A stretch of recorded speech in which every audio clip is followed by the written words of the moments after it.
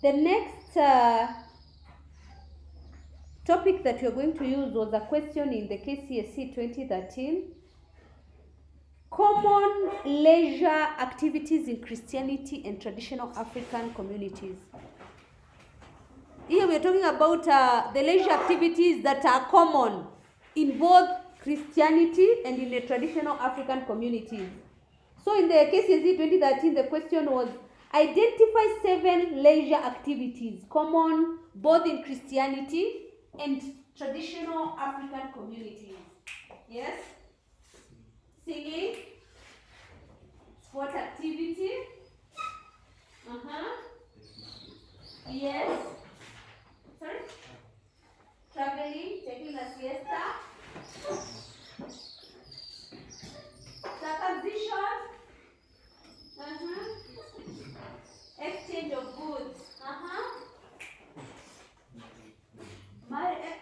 we're talking about marriage ceremony, we're talking about leisure activity in Christianity and in traditional African society. Yes, I will come back.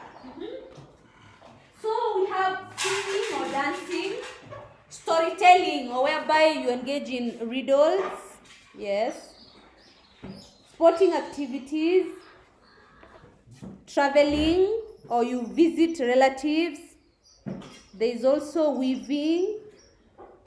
There was someone who was saying weaving is coming. If you could start weaving now, yes, you could start weaving, or even, yes, weaving. Actually, they were saying that it is very therapeutic.